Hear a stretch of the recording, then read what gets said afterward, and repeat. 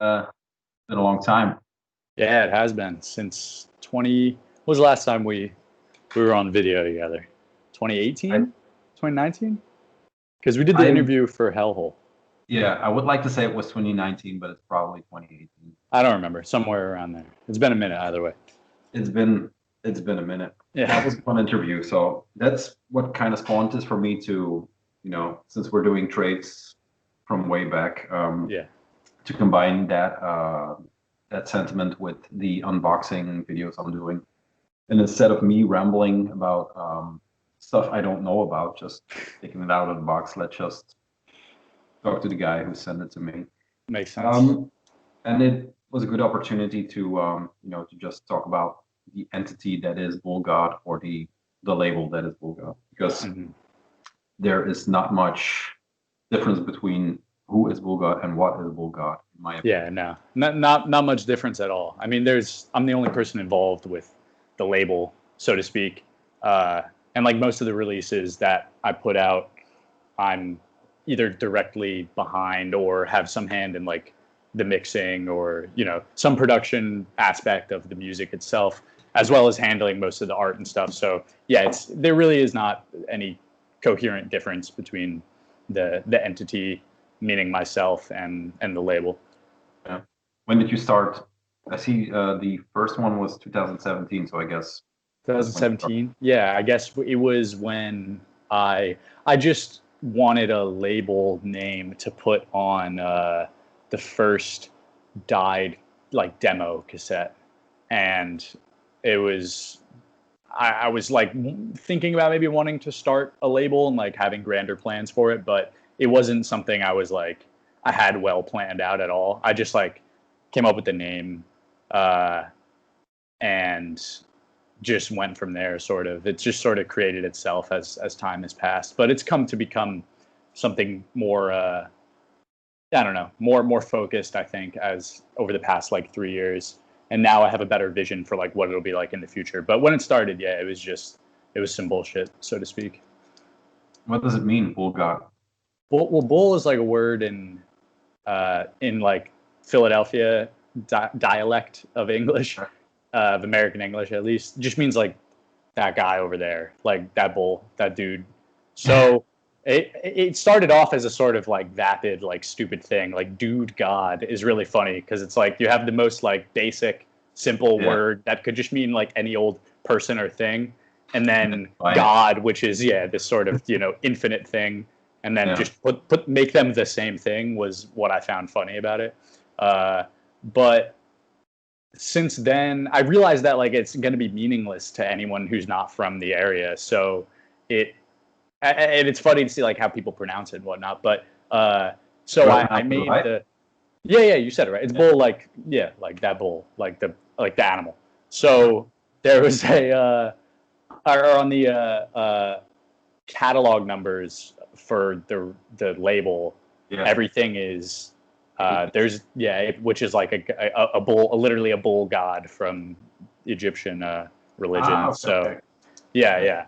So Scientific. that was just like a joke, but it's like I said, things have become a lot more serious. It began sort of just Yeah. something I needed out of necessity, and then it's grown. That's how I started Whitefield, I guess, with the name. It's a small town where we had to pick someone up to go to Roadburn, and that just stuck in my head and just badly translated it into English, and it just became. What's the actual word? In Dutch, it's called witgoor, and it means Uh, like nasty white. But that that was I too much why? of a wrestler name. Yeah, yeah, that's what it sounds like. Why is it called that? Did you ever figure it out? We have the weirdest names in I think like every country or every village.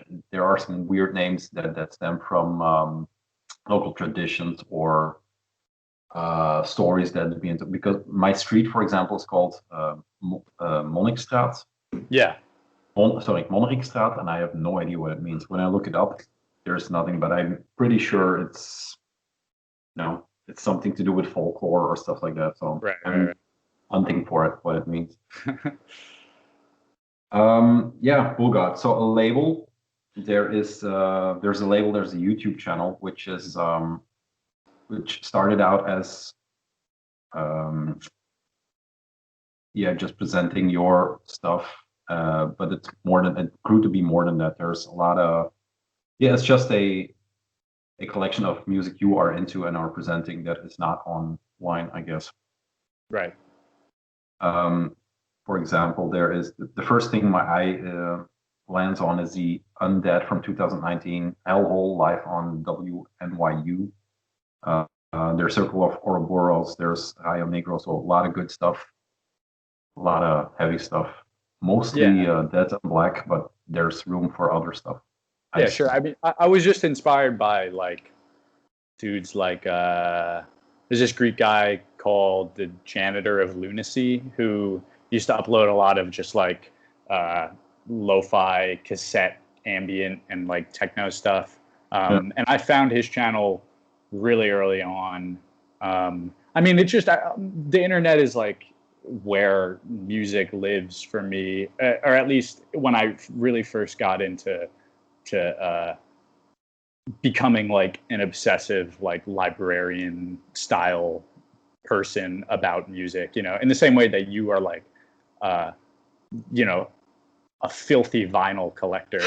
I'm more of just I don't want to say the digital caretaker. I mean, other people have used that phrase, but you know, someone who gives a shit about like where music lives online and just like making things accessible to people. That obviously transformed into the opposite, meaning like discovering a lot of different styles of music where obscurity is sort of meant to be retained and not spoiled. And, you know, I understand that side of the coin too, but I think I am sort of a digital communist in the sense that I just like, if I have files of something, I'll send it to you, you know, or like I'll upload it. Like nothing is really precious unless someone has asked me not to do something. Yeah. And I always, of course, respect the artist and the label, but I think a lot of time people don't really give a shit. And like there is a sort of, it's like an original sin of like the first person to upload something. Yep. And I became fascinated with like what channels were the ones doing that, and sort of how the community responded and reacted to moments when, you know, something would finally be available digitally for the first time. And like that concept intrigued me. So I just started getting involved in doing that. There's another guy, Rites of Pestilence, is like another channel who his sort of curatorial strategy is like, I'm going to upload whatever I like, but it's pretty obvious what I like, which is sort of the same thing going on with me. It's like, you know, I'll put anything up, like, especially a lot of the shit that I put out on Boul God doesn't sound anything like, you know, the stuff that I listen to a lot or the stuff that it lives on the channel. But it's only honest for me to put them in the same place, because that's where, in my head, they all exist in the same place, you know. It's weird, the evolution in that if you extend the line backwards, this goes to Napster, where everybody was at their panties in a bunch when you uploaded stuff. It kind of evolved into blogs where it still was illegal to have that, and now with streaming, it's kind of accepted that you put it on, and it seems like it's a promo tool for bands, and bands accept that. You know, nobody is selling records like they used to, so it's good to have some digital presence. Yeah, and people buy records now, or at least people who aren't like super serious collectors who buy everything. Your average record buyer wants to hear something before they fucking buy it. I mean, sure, if you love an artist, you might buy it even if it's not your favorite album by them, or you might blind buy things just because you trust the label or, you know, the person making the music. But the average person, if you're worried about like selling your music, like if that matters to you, like if you want people to buy it, then to me, digital is just a means to achieve that, or at least can be used as a means to achieve that, because people want to know what the fuck they're spending their money on.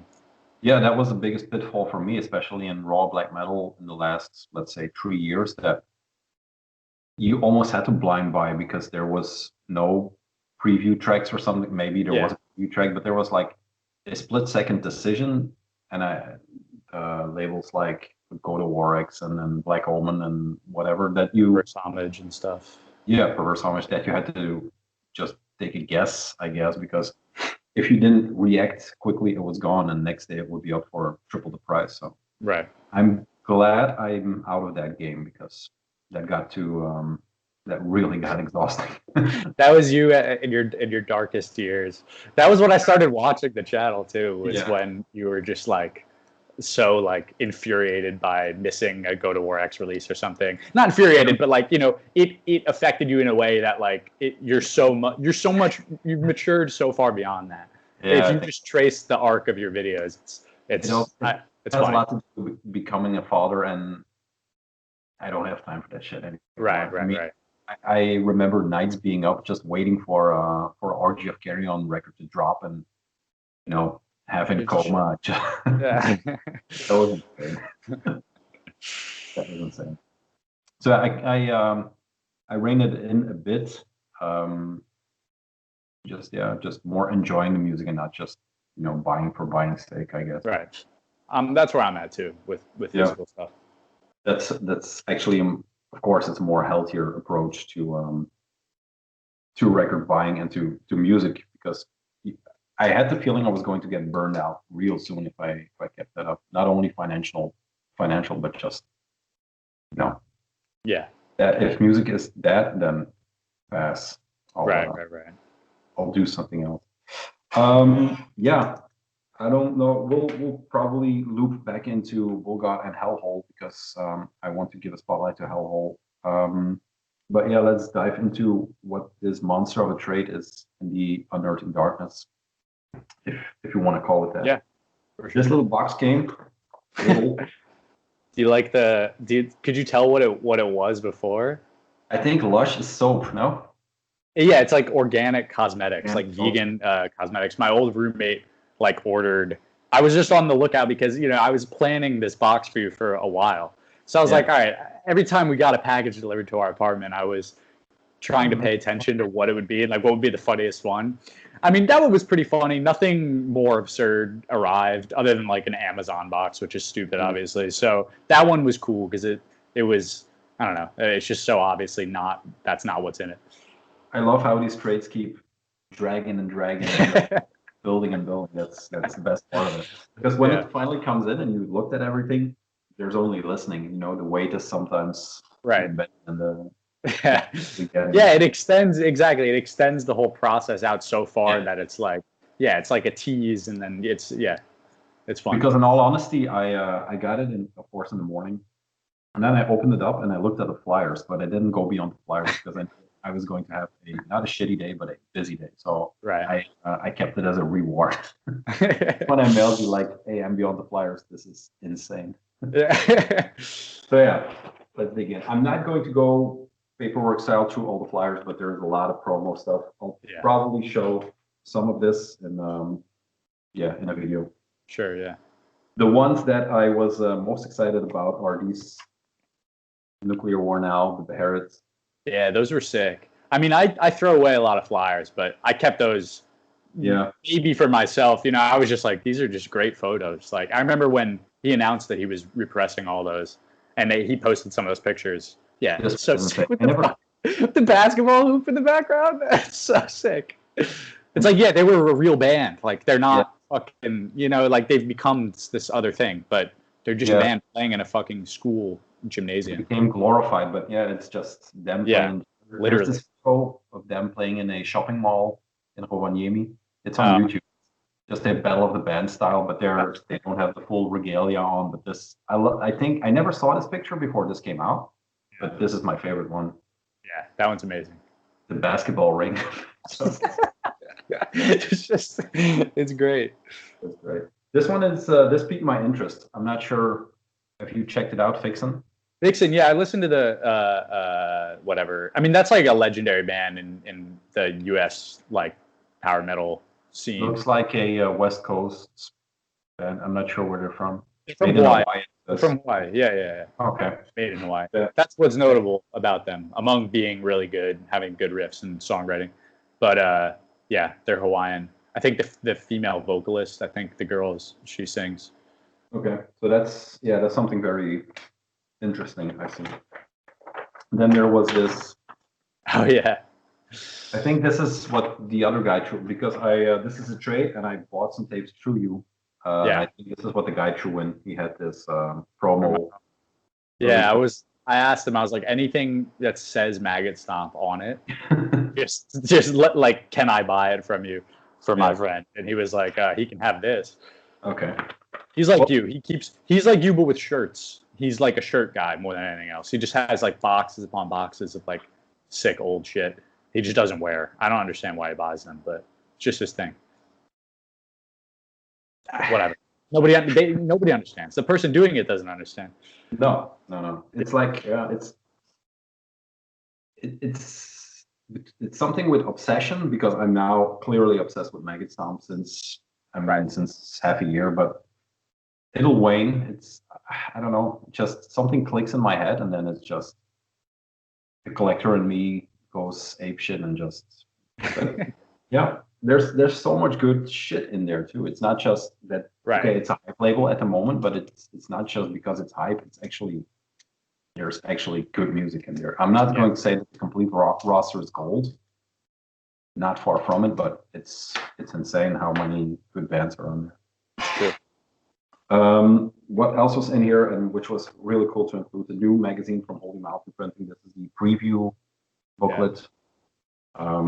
I'll go through it in another video because it's actually just a commercial for the zine. It's not the zine itself. And then the expansion Abyss, that's a distro / label, right? Yeah. He just started putting out records like I think at the end of last year. But he's a really sick US distro. I mean, I'm sure anyone from the US who's into this shit knows about him already, but he stocks a lot of good stuff from Europe that's hard to get otherwise and has really reasonable prices and always has sales and shit. He's sort of the best, like, in my opinion, like overall, like US distro going right now, I think. He's the most comprehensive too because he just has stuff from all over the place, like Iron Bonnet up into the smallest label. Right. Yeah, he has a good selection. Then these are the tapes I bought. These will show up in the tape delay, so don't fret. This is Unearthing, I think. Frozen Soul and sang with Sugabach. That's that. There was, of course, this. That's from the guy too, I guess. Yeah, it's from him. And then this is your stuff. I got 2 shirts, which will show up too. But since this isn't Unearthing Darkness, this is the Drunk Dead shirt. And this is the Uncoffinized Mark Reddick shirts, which, sad to say, they are done, I heard. Oh, really? I didn't know that. Yeah. That's sad. Yeah. Weird story. I talked to the guitarist, the Father Mullet, or what's his name? Yeah. He had a weird story. I choose not to dig in because it sounds weird. Yeah, that's it. So that was the buy portion. This is the trade portion for it was a tiny box. Let it be known that it was so snug in there. It's a very small box, and there was a lot of shit. It was packed to the gills. I first dug through the flyers, and then I thought, wow, there's a lot of flyers. And then there's 3 shirts. That's cool. And then the tape were just endlessly. So I have to think hard and think fast to do to set up your next box. It's all good. There's no rush. No. We have nothing but time. Yeah. That's why we started Heavy Cream. That's why I'm doing videos again. Right. What else are we going to do? Literally. Okay, let's dig in. The first thing you sent my way is the Right for Revenge, the Demo 9 2019. Yeah. You procured this at a live show, maybe one of the last live shows you saw, I guess. Yeah. No, it wasn't one of the last ones I saw, but it was one of the last great shows I saw for sure. It was when they played in New York 2 nights with, too many good bands to name. It was really sick. But I went and bought that on the first night, and I said, can I have 2 copies of the tape? Because I wanted to get one for you. And the guy was like, yeah, sure. And then the guy next to him who was selling the merch, who like booked the show, he was like 1 per customer. But the guy had already sold them to me, so I was like, all right, I guess I'm the only person who walked out of there with 2 of them. Okay. So Cool. Yeah. Yeah, they probably knew they were going to go up. I haven't seen this one. I haven't followed it, but I haven't seen go up for sale or for anyone. Yeah, no one. It's not really on Discogs as far as I know. It's a sick little tape. It's like I think Yeah. 3 tracks. Limited edition to 200 copies. And I kind of remember the lineup. I know Pissgrave was on there. Yeah, it was shit. Let's see if I can do the whole thing. First night was fucking Blue Hummingbird on the left. Witchcraft. I think. Who else played? Ride for Revenge, obviously. Yes. No, that was the second night. I can't remember who was what night, but whatever. Pissgrave, Sortilegia, fucking Blue Hummingbird on the left, fucking I think Sanguine Eagle played, or like one of the House of First Light bands played. It was just an insane show. Yeah, Pissgrave, some other big fucking bands played. Oh, Black Witchery played. It was insane. Yeah, it was Ruin Lust. Ruin Lust, yeah, forgot about that. Yes. Volan. Volan played, yeah. They played. When I saw that poster go up, I was like, which beautiful mind compiled that fucking, and then to hear the same day that you were going, I was like, wow, I wish I wasn't that one, because it's all very different, but it's like they picked every top band from every genre. Yeah. We don't get shows like that in New York, so that was a treat for sure.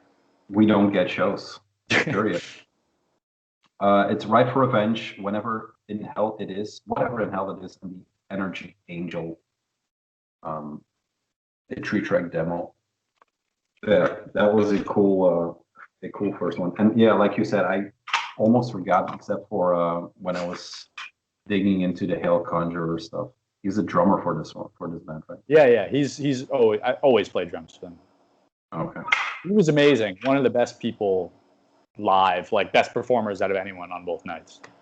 I saw him at the store at like the deli next door, like buying. He was like trying to figure out what to eat before the show, and he bought 3 apples, and was just taking them down like before, because I guess it's sugar gets him hyped up, but it's natural, so he feels the black metal connection to the earth. I guess I don't know.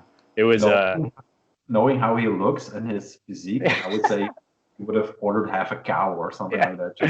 Yeah. So that's a great one.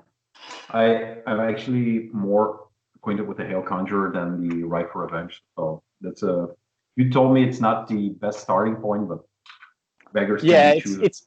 It's fun. It's a great little tape. It's just atypical. Like it doesn't really sound like they're full lengths. It's definitely more raw, more like almost rockin' than their other stuff.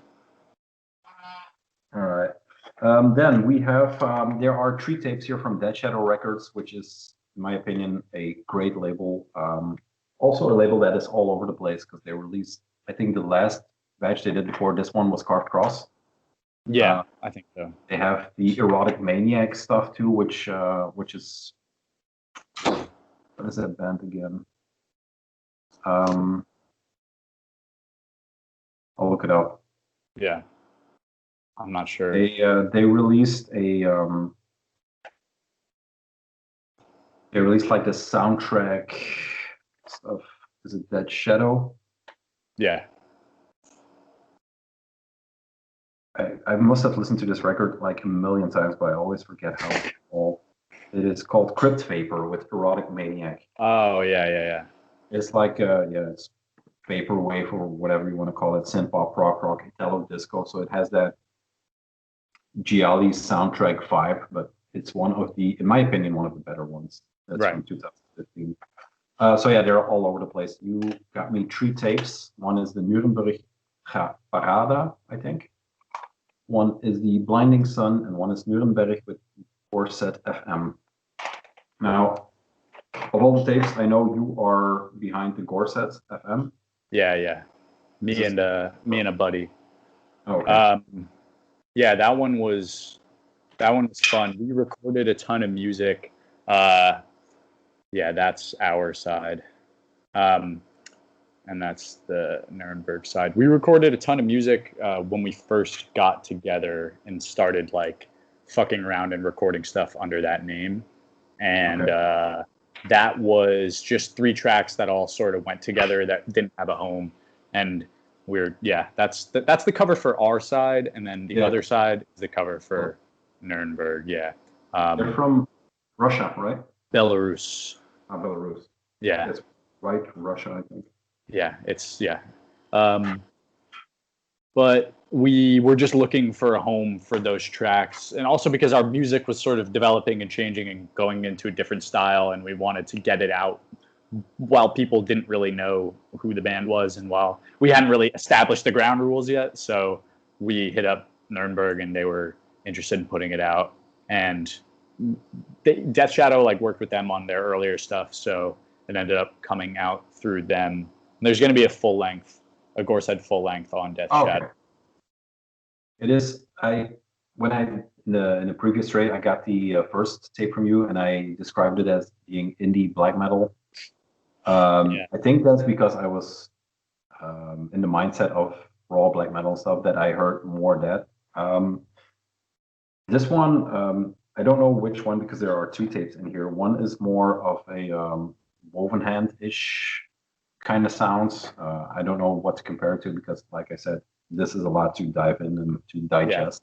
But it seems like there's no fixed sound or no fixed genre for that band. It's just whatever comes up. I mean, it's. Oh, sorry. I just go ahead. I'll explain it. Post-punk. I felt like more post-punk stuff. So. Yeah. That one, the split is definitely more post-punk stuff. I mean, we were just experimenting with like how we were recording and stuff, and the different genres sort of came. Yeah, Death Shadow did such a sick job with the layout. There's like, but this is brilliant. It's printed on the. Or it's on a transparent sheet of paper or a sheet of like plastic inside. I think it just sticks to it. Yep. Yeah, so you can take it out if you don't want it. It was supposed to be like a sort of a dynamic packaging. Like you can sort of design it how you want to design it.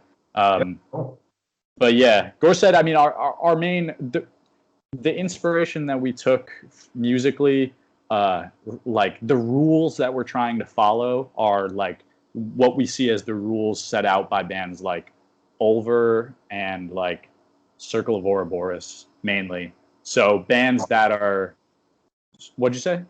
So bands that threw the rules overboard. Yeah, pretty much. Just like bands that sort of had a interesting starting place and then took it to every corner that you could have imagined from that starting place. So like, the first Gorsehead tape was like sort of weird, sort of like Enshroud-ish sounding like necro raw black metal, but with really like shiny guitars, but super lo-fi.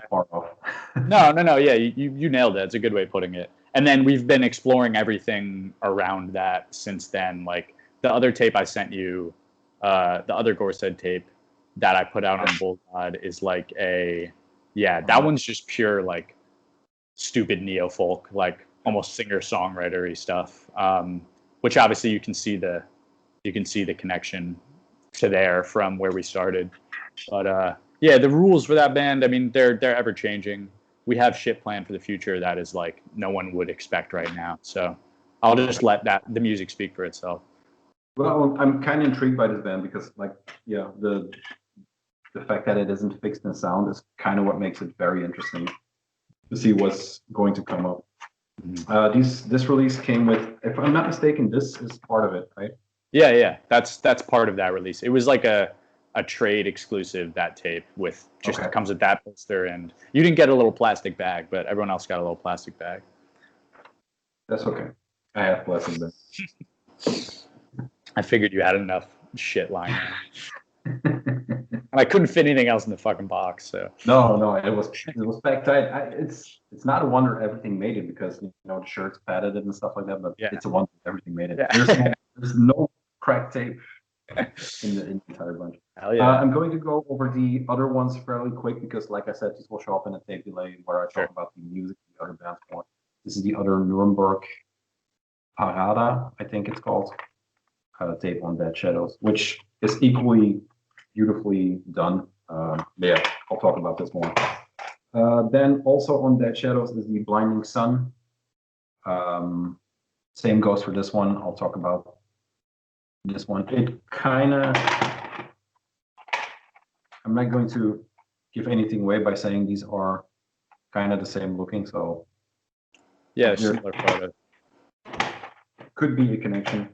And then into the Boul God stuff, I have the Bizarre Carnival. I don't know what to make of this one. Be Quiet, Satan is Talking. That one is, I mean, I hope you listen to it and enjoy it, but it's, I described it as somewhere between like BSOD and like Grousome Kite and like DJ Paul from 3-6 Mafia. It's like, okay. So it's just like lo-fi electronic music with a stupid like horrorcore aesthetic. The music itself on that is really sick, like industrial sort of techno, but it's very like bare bones. Like if you bought a machine that could make techno music and you just sort of fucked around with it. But yeah, that's the drummer from Died is behind that project. Okay, because it had these. It doesn't have the same aesthetic because when you talk about Satan, you immediately go to metal, but it says electronic, hip hop, industrial, techno, horrorcore, and then it reminded me of the Affect tape, which is also. I'm not going to say it's the same thing, but it kind of reminded me of that sound when I hear all the monikers describing this one. So I'm definitely digging in to that one.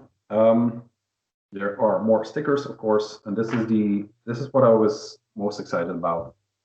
This is the flagship. I love this. Love these stickers. Did you like those? That's we met at NYU in New York, and that's just the NYU logo, but it says Die instead of NYU. Yeah, and we just made it as a joke, but it ended up being a good sticker that we kept around. Yeah, I love them. That's what fell out first out of the box. You mentioned New York. I told you we were going to circle back to Hellhole. But first, you were living in New York when the epidemic broke out. You're now in Philadelphia. In Philly. Yeah, I'm from like down here, but I was living in New York for the past like 6 years, and just recently moved back down here. Was it because of the pandemic, or just because you were done with school? No, I was working in New York, and then I was applying for graduate school, and I got in and decided to go to a place in Philly. So I moved down here just to go to school, pretty much. Oh, okay. Yeah. It looks nice and new. It's nice. Yeah. So many fucking windows and shit. You get so much more space for a lot of lights. Like not a lot of money. So it's a good deal. And it's just like I said, I'm from down here, so it's like I'm coming home, sort of. Back home. Yeah. What's the involvement? What's the involvement with Hellhole? Is it just a thing that gets passed on when you done with school? Yeah. So I mean, Hellhole, the show has been around since like the '80s. So normally it's considered like a legacy show at WNYU. So basically, once you graduate from school, you can continue hosting it until you find a suitable replacement to pass it on to. But the issue now is that the remote broadcasting system has been really finicky, and it's like incredibly difficult for me to host it with any regularity from down in Philly. So it's basically right now it's on hiatus until like probably next year when we get the kinks worked out in the broadcasting and we're able to resume again. But for the past 30 years, 40 years, I think almost now, it's been an hour and a half of music every week on the radio in New York City, mainly just like metal and related subgenres and stuff. But yeah, that was a great, I miss doing the show so much. If I had more time, if I would fucking drive up to New York and do it every weekend if I could, but the station's closed because of COVID. So yeah, it wouldn't even be a possibility. Yeah, it's kind of a bummer that everything gets affected, even the smallest things, like for example, a radio show. Right. Yeah. Well, I hope it continues because I'm not going to say I listen to every episode, especially going back to the 80s. But yeah, it was always a good playlist. It was always a good representation of what you were doing and what you were listening to. So plus the interview we did was a lot of fun, I think. Yeah, I mean, that was the best part, was being able to talk to people I admired and, hear their side of things, and being able to have bands on to play and stuff like Undeath, that death metal band from Rochester. We had them down. I booked them for a show, and then they came by the studio and recorded a set. That was like an amazing experience, and I want to be able to do that again in the future. Yeah, that sucks. Yeah, that's the first thing my eye fell on when I opened the YouTube thing. Is it a video or is it just the sound? It's just the sound. Okay, great band. Yeah. Can't wait to get their full length in. Yeah. All right, back to the trades because we're almost through. I was planning to keeping this under an hour. We're 35 minutes in, so I guess. Yeah, it'll be under an hour, I'm sure. Yeah. Yeah. Yeah, like I said, the thing I was most excited about is Died Less Life. In a previous trade with you, I got the Anonymized Internal Criminals, which was an EP. Yeah. So there's a demo and an EP. That I never heard the demo. That is just a Died EP or the Died demo, if you will. The AYC, if you will, I will abbreviate it because it's a mouthful. It struck me as a little bit more experimental than the new one, in the sense that there was room for more more metallic sound, or even metal sound. There was a lot of math rock in here. I think what I heard from the new one is that it's more. I always compared it to a bit like Slint, maybe those bands, the Angular post/math rock bands. So the new one kind of feels more that way. Is there some truth to that, or? Yeah, no, I mean, totally. We, as we sort of reined in our collective vision on the kind of music that we wanted to make, our priorities changed, and the music, the genre, so to speak, of the music reflects just the changes that we were making about how we wanted to, what kind of things we were trying to achieve musically, I guess. And we never really figured out what we were trying to do. I know this is a disappointing answer probably, but each one of these releases was sort of just all right, we've written all these songs of a lot of different styles, and that each changed style throughout a lot, and what is the most cohesive way of putting these things together. So some of the songs that were on this full length were written much earlier and just didn't around the time that AIC was recorded, but didn't fit in with AIC. And AIC, we had a chance to record with Arthur Rizek, and so we were all right, well, fuck it, let's just record our 5 heaviest songs, which is what we did, and it ended up sick. It was heavy, and people found us and liked us who were into heavy shit, and then they booked us for a show, and then we showed up and we were playing fucking 12-minute little twinkly Slint things. And I mean, people, the kind of people that the really aggressive sort of experimental math core and shit also tend to like the other kind of stuff that we play. So it wasn't ever a big deal, but we were always trying to keep people on their toes, sort of. And like I said, we had, it was 4 people in the band, all who had, a lot of input on what our music was going to sound like. It wasn't one of our projects. And the result of that was that there were compromises made along the way that would sort of decide what a genre of something was going to be. And then we would go through and turn it into whatever we felt comfortable as being an expression of whatever we all felt and were trying to achieve at the time. So it was very much a collective process. Super difficult at times, but rewarding. I'm happy with all the music we made. Yeah, I can't imagine, because sometimes when 4 band members all have different styles and try to glue it together, it fails horribly. But in the AIC, I think it came together every time there was a switch made in the song, it was this is. It always works. That is a unbelievable great. I talked about it on the channel. I talked about it to you. I love that EP. And I also love this one, but the other one is a bit more close to my heart because I know it better and because I listen to it. It's more your style of music too, I think. Yeah.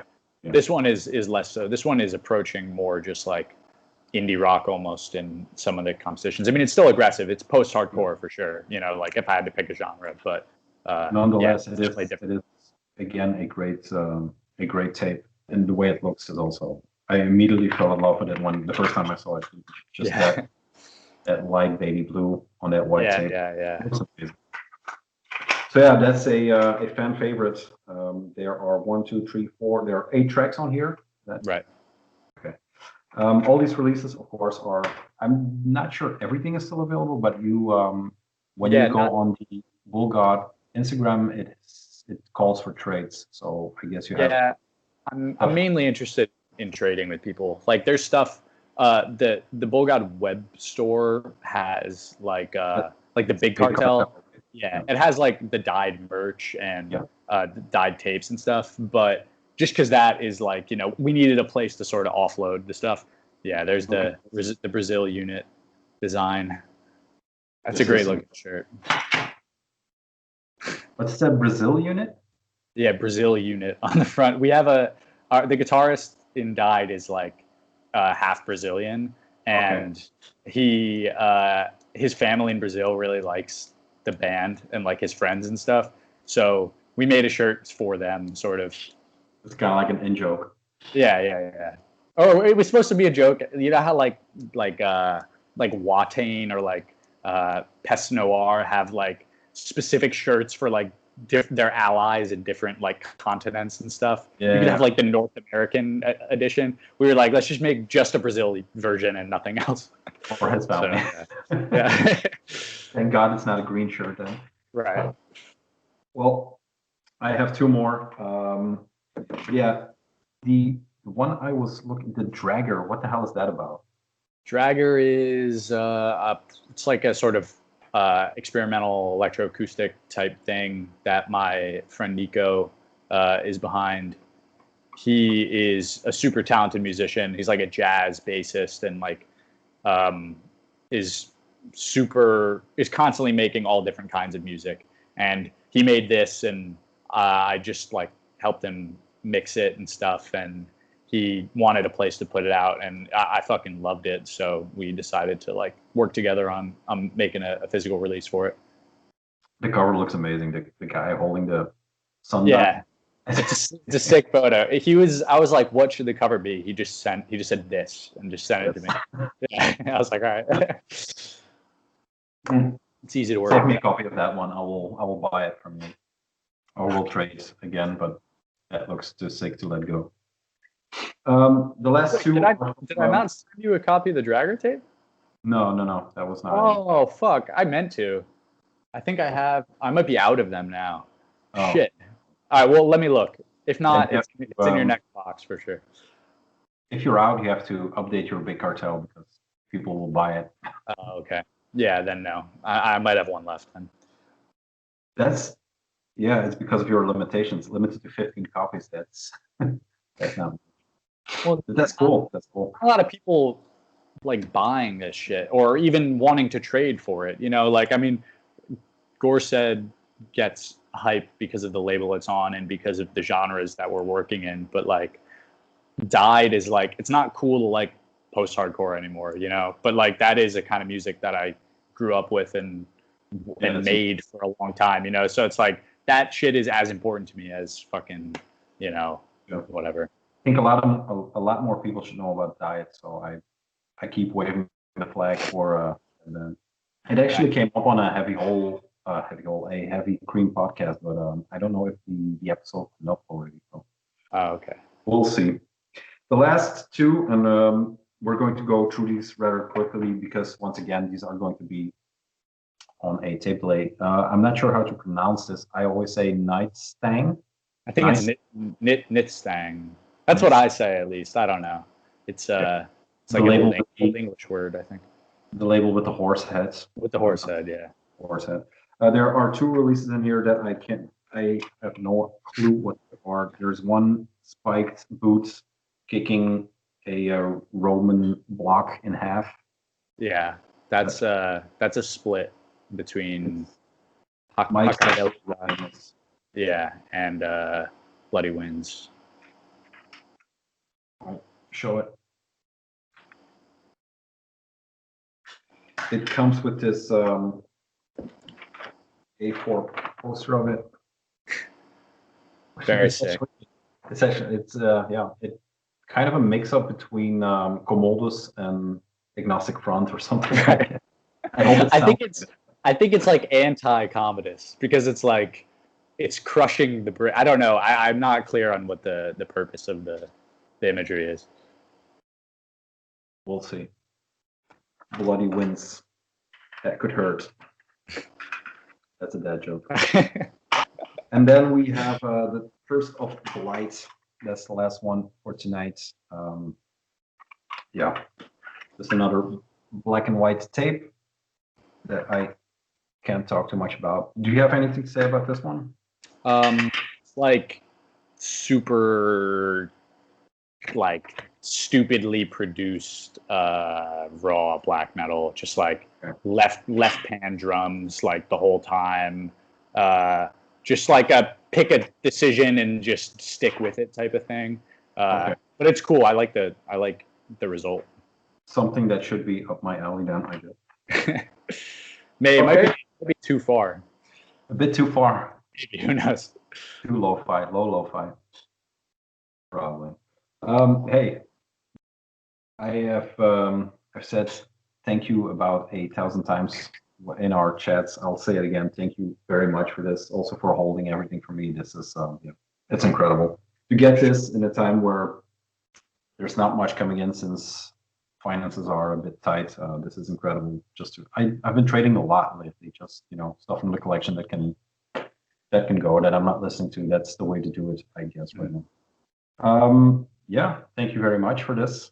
We kept it under an hour, so that's cool. Nice. Anything you want to plug?